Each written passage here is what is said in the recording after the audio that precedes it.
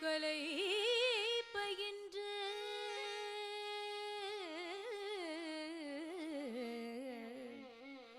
செழியர்பிரான் திருமகளாய் கலை பயின்று முடிப்புனைந்து செங்கோல் போச்சி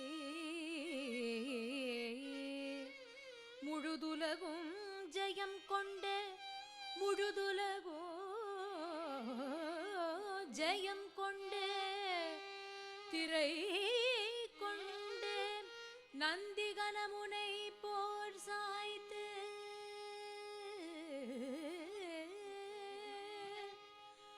தொழு கணவருக்கு அணிமண மாளிகை சூட்டி தன் மகுடம் சூட்டி செல்வம் தழைபுற தன்னரசளித்த பெண்ணரசி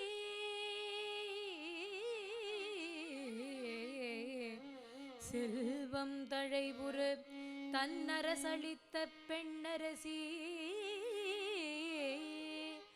அடிக்கமலம் தலைமேல் வைப்பாம் செழியர்பிரான் திருமகளாய் கலை பயின்று முடிப்புனைந்து செங்கோல் போச்சி முழுதுலகும் ஜெயம் கொண்டு திரை கொண்டு நந்திகனமுனை போர் சாய்த்து தொழு கணவருக்கு அணிமண மாளிகை சூடி தன்மகுடம் சூட்டி செல்வம் தழைபுற தன்னரசளித்த பெண்ணரசி அடிக்கமலோ தலைமேல் வைப்பாம் அடிக்கமலம் அடிக்கமலம் அடிக்கமலம் தலைமேல் வைப்பாம் வைப்பாம்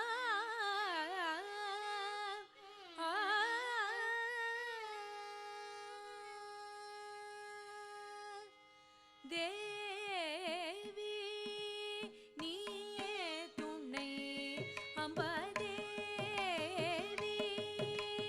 நீயே துணை அம்பதேவி நீயே துணை அம்பதேவி நீயே துணை தென்மதுரை வாழ்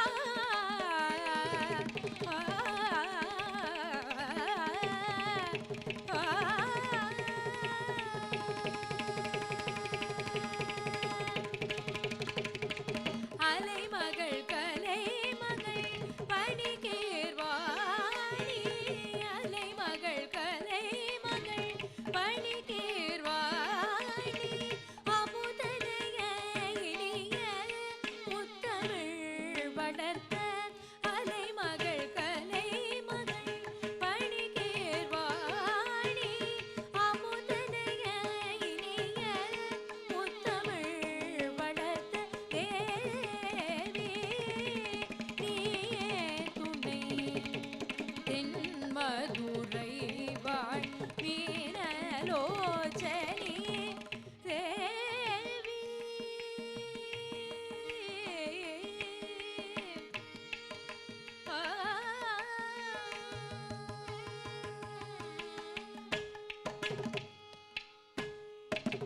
சிவபெருமானை பற்றி நாம் மிகவும் விமர்சையாக சொல்வது உண்டு. சிவபெருமானுக்கு ஒரு பேர் உண்டாம், வேண்டுவோர்க்கு வேண்டுவன ஈவோன் அப்படின்னு. யார் யார் என்ன கேட்கிறாளோ அவ எல்லாருக்கும் அதை கொடுக்கறது. ஆனா அப்பேற்பட்டவர்கிட்ட என்ன இருக்குன்னு சில பேர் கேட்பா. சிவபெருமானை பத்தி இவ்வளவு பெருமையா நம்ம சொல்றோமே, வேண்டியதெல்லாம் கொடுக்கிறார் அப்படின்னு சொல்லும் பொழுது அவர்கிட்ட முதல்ல என்ன இருக்குன்னு பார்க்கணும். அவர்கிட்டே எதுவும் கிடையாதே, திருவோடு ஒன்று தான் இருக்கு, அதை வச்சுட்டு பிக்ஷை எடுத்துட்டு இருக்கார். அப்படி இருக்கிறவர் வேண்டுவோர்க்கு வேண்டுவன ஈவோனா எப்படி மாறினார்னு கேட்டாளாம். அப்படி அவரை ஆக்கிய பெருமை எல்லாம் யாருக்கு சேரும்னு பார்த்தா மீனாட்சி தேவிக்கு தான் சேருமா. எப்படி செடியர்பிரானுக்கு திருமகளாய் அவதாரம் பண்றா, மலையத்வஜ பாண்டியனுக்கு திருமகளாய் அவதாரம் செய்து அதன் பிறகு கலை பயின்று முடி புனைந்து ராஜ்ய பரிபாலனம் பண்றா இல்லையா, எல்லாம் பண்ணி செங்கோலோச்சி முழுதுலகும் ஜெயம் கொண்டு திரை கொண்டு நந்திகன முனை போர் சாய்த்து தொழு கணவருக்கு அணி மணமாளிகை சூட்டி. இங்கேருந்து தான் அவ கேட்ட கேள்விக்கெல்லாம் பதில் வருது. முதல்ல என்ன பண்ணினா, சிவபெருமான கல்யாணம் பண்ணிண்டா. கல்யாணம் பண்ண உடனே என்ன பண்ணினா, தன் மகுடம் சூட்டின்னா. இனிமே இந்த ராஜ்யத்தை நான் பரிபாலனம் பண்றதை விட நீங்க பரிபாலனம் பண்ணினா ரொம்ப அழகா இருக்குமே அப்படின்னு முதல்ல தன் மகுடத்தை சூட்டி செல்வம் தடைவுறு தன்னரசளித்த பெண்ணரசின்னர். ஆட்சி அப்படின்னு சொன்னாலே மதுரை தானே. என்ன ஆட்சினார், மீனாட்சி தேவியினுடைய ஒரு பெரும் ஆட்சியை விட சிறந்த ஆட்சி வேற எங்க நம்ம பார்க்க முடியும்? தென்மதுரையை தவிர வேற எந்த இடத்துல நம்ம அப்படி ஒரு அசாத்தியமான ஆட்சியை பார்த்துட முடியும்? அப்படி மீனாட்சி தேவி தென்மதுரையை காத்து ரட்சித்து கொண்டிருக்கிறாள். தென்மதுரையை மட்டும் கிடையாது, லோகத்துல இருக்கிறவா அத்தனை பேரையும் காத்து ரட்சித்து கொண்டிருக்கிறாள். 7 லோகங்களையும் காத்து ரட்சிக்கும் அன்னையாகவே அவள் இருந்து கொண்டிருக்கிறாள். அப்பேற்பட்ட மீனாட்சி தேவி திரு அவதாரம் பண்ணின இந்த தென்மதுரைங்கிற ஸ்தலத்திற்கு எத்தனையோ பெருமைகள் உண்டு. திருமகளாம் அலைமகள் என்று சொல்லக்கூடிய மகாலட்சுமி தேவிக்கு செந்தாமரை கூடம், திருமால் மருமகள் என்று சொல்லக்கூடிய மகா சரஸ்வதி தேவிக்கு இது வெண்தாமரை மாடம், ஞானம் தரும் அந்த ஞான தேவிக்கு ஒரு யோக பீட்டம். இப்படி அநேக சிறப்புகள் கொண்ட இந்த தென்மதுரை அப்படிங்கிற க்ஷேத்திரம் சுந்தரேஸ்வரனுக்கு மிகவும் உகந்த க்ஷேத்திரமாக இருந்ததாம். பரம்பொருளான சிவபெருமானிடத்துல போய் ரொம்ப பிடிச்ச இடம் எதுன்னு கேட்டா அவர் சொல்லும் இடம், பசுபதீசனான அவர் சொல்லும் இடம் எதுன்னு பார்த்தா தென்மதுரை என்று சொல்வாராம். அப்படி இந்த தென்மதுரையில் மீனாட்சி தேவி திரு அவதாரம் பண்ணின கதையே பேரழகு. மலையத்வஜ பாண்டியனும் அவர் மனைவி காஞ்சனமாலைன்னு பேரு, பொன்மாலை அப்படின்னு தமிழ்ல சொல்லுவது உண்டு. அப்படி இந்த 2 தம்பதிகளும் அந்த நாட்டு பிரஜைகளை எந்தவித குறையும் இல்லாமல் பாதுகாத்து வந்தார்கள். இந்த தென்மதுரைங்கிறது பாண்டிய சாம்ராஜ்யத்தினுடைய தலைநகரமாக இருக்கு. அந்த இடத்தை சந்திரகுலத்தை சேர்ந்த குலசேகர பாண்டியனுடைய தவ புதல்வனான மலையத்வஜ பாண்டியனும் அவர் மனைவி பொன்மாலையும் எந்த குறையும் இல்லாமல் ஆண்டு வந்தார்கள். இப்படி குறையில்லாமல் ஆண்டு வந்த அவர்களுக்கோ ஒரே ஒரு குறை, ரொம்ப பெரிய குறையினர். வள்ளுவர் சொல்லும் பொழுது குழல் இனிது யாழ் இனிதுன்னார். அதெல்லாம் எப்போ யாருக்குன்னு பார்த்தா தம் மக்கள் மழலை சொல் கேளாதவர்களுக்குத்தான் அதெல்லாம் இனிமை.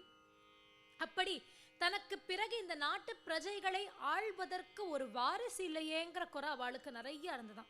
குறிப்பா ஆண் வாரிசு இல்லையே. ஏன்னா குழந்தை இல்லை அப்படிங்கிறத விட நம்ம காலம் ஆயிடுத்துனா இந்த நாட்டு பிரஜைகளுக்கு எந்த குறையும் வரக்கூடாதே அப்படின்னு நினைக்கக்கூடிய ஒரு மன்னனாக மலையத்வஜ பாண்டியன் இருந்தார். அதற்காகவாது ஒரு ஆண் வாரிசு வேணுமே அப்படின்னு நினைச்சாராம். அப்போ அவருடைய குல குருமார்களிடத்தில் கேட்கும் பொழுது அஸ்வமேத யாகம் முதல்ல பண்ண சொல்றார். சதானந்தர் அஸ்வமேத யஜ்ஞம் பண்ண சொன்னார்.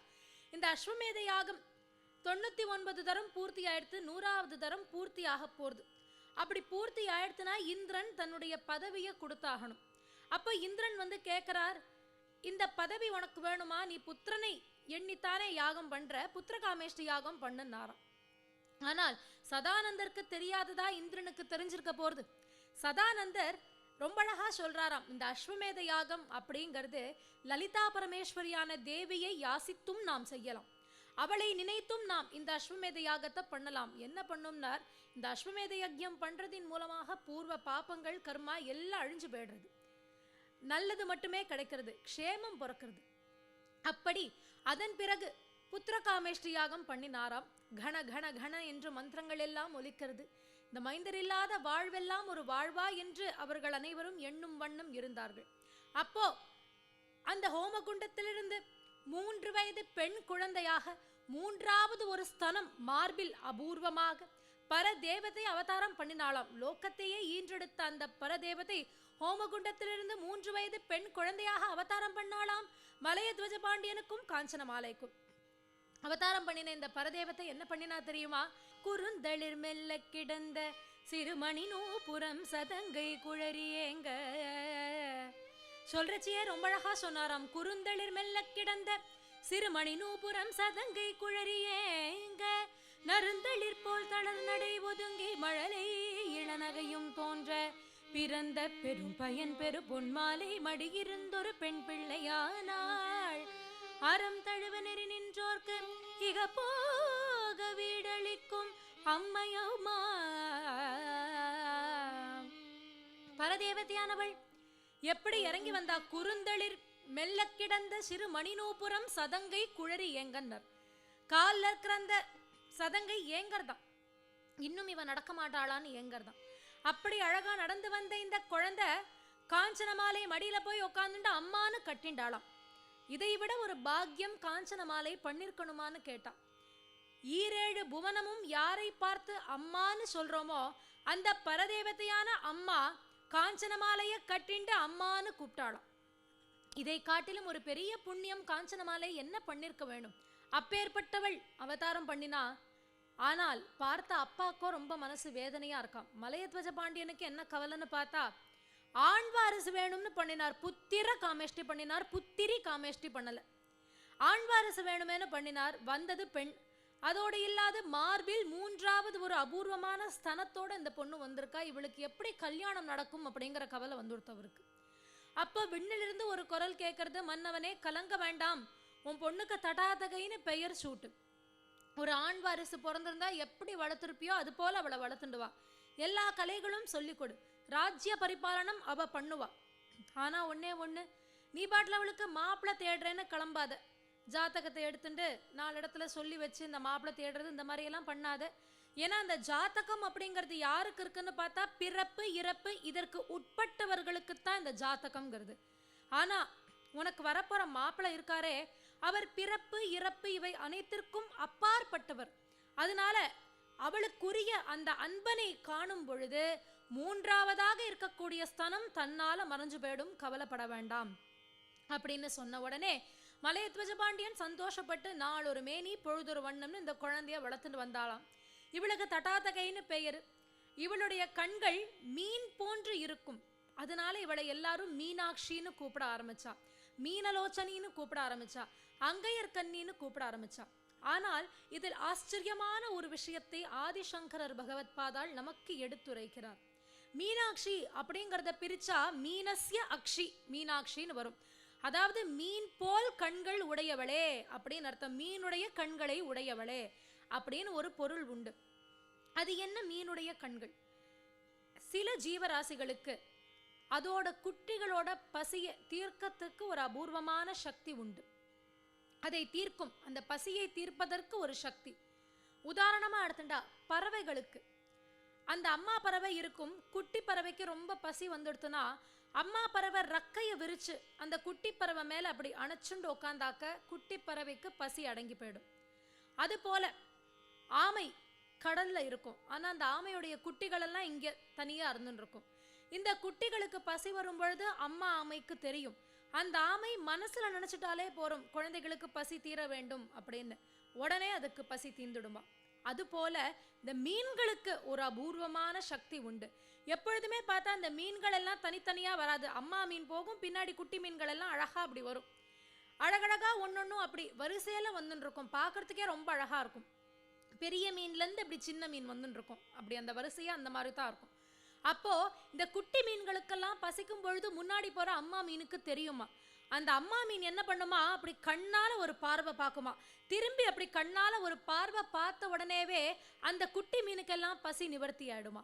அதுபோல வரும் பக்தர்களின் பசியையும் பிணியையும் தாபத்தையும் பாபத்தையும் தன் கண் பார்வையினால் நிவர்த்தி செய்பவள் என்பதினால் இவள் மீனாட்சி. அதுதான் மீனசி அக்ஷி மீனாட்சிங்கிறவ. அப்பேற்பட்டவள் வளர்ந்து திக்விஜயம் பண்ணினா. நந்தி கணமுனை போர் சாய்த்து எல்லாம் ஆறுது. அதன் பிறகு சோமசுந்தரேஸ்வரனான சிவபெருமான கல்யாணம் பண்ணிண்டு சிவபெருமானோடு அந்த க்ஷேத்திரத்திலேயே தென்மதுரைன்னு சொல்லக்கூடிய க்ஷேத்திரத்துல இருந்து கொண்டு அத்தனை பேருக்கும் நல்லதை கொடுக்கும் தெய்வமாக அவ இருந்துருக்கா. புவனேஸ்வரியான அந்த பரதேவத்தை நமக்கு நல்லது மட்டுமே பண்ணக்கூடியவள், நமக்கு வேண்டியதையெல்லாம் தரக்கூடியவளாக இருந்துருக்கா. அவளுடைய ஆட்சியில் நாம் எந்த விதமான குறையும் காண முடியாது. எந்த ஆட்சி ரொம்ப சிறந்து இருந்ததுன்னார், மதுரையில் மீனாட்சி அவள் செய்த ஆட்சி எப்பேற்பட்டது என்று பார்த்தால், ஊர்ல போய் யார்கிட்டையாவது ஏதாவது குறை இருந்தால் எந்த குறையும் இல்லை என்று சொல்வார்களாம். அவர்களுக்கு குறையே இருக்காதான், இருக்கான்னு போய் கேட்டா கூட இல்ல அப்படின்னு தான் பதில் வருமா. ஏன் எப்படின்னு பார்த்தா, அந்த இடத்தில் தர்மத்தை அவர்கள் அனைவரும் கடைபிடித்தார்கள். தன் உயிர் போலவே மண் உயிர்களை காப்பாற்றினாள் அந்த பரதேவதையானவள்.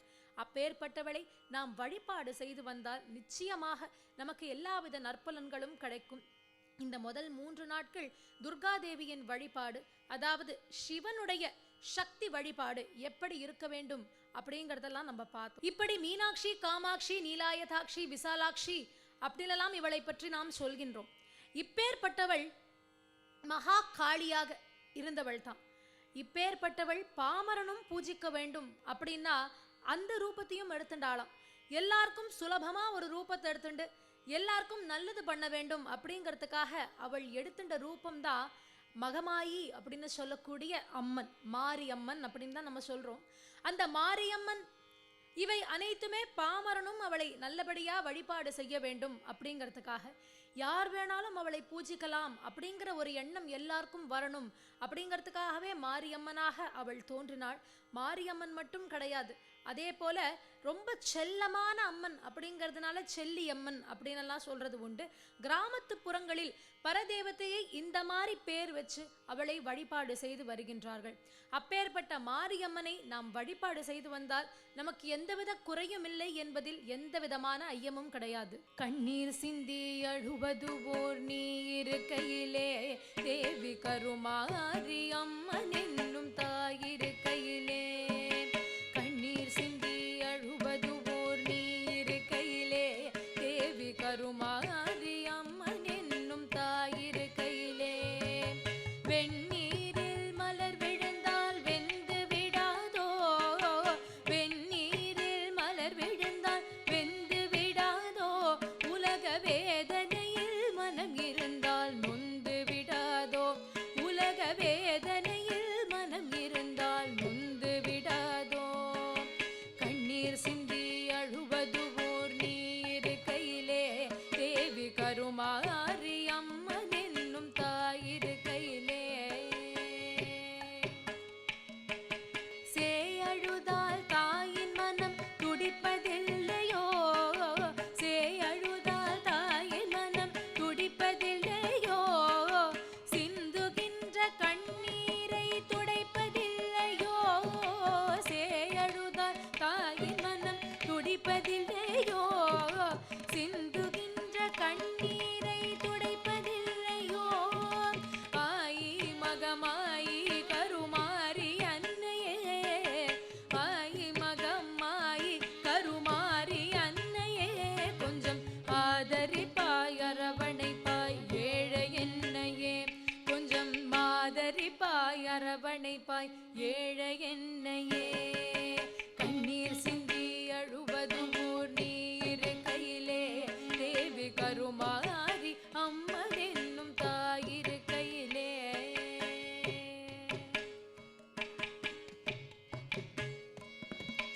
நேற்று வரை அழுது விட்டேன் நாளையும் அதுவோ, நேற்று வரை அழுது விட்டேன் நாளையும் அதுவோ, நிம்மதியை தந்தருளும் வேளையும் இதுவோ, நேற்று வரை அழுது விட்டேன் நாளையும் அதுவோ, நிம்மதியை தந்தருளும் வேளையும் எதுவோ, தோற்றுவித்தாய் ஆட்டுவித்தாய் ஆடுகின்ற நான், தோற்றுவித்தாய் ஆட்டுவித்தாய்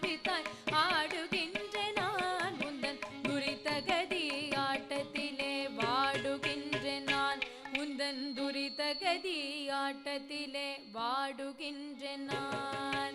கண்ணீர் சிந்தி அழுவது ஓர் நீர் கையிலே தேவி கருமாரி அம்மன் என்னும் தாயிரு கையிலே.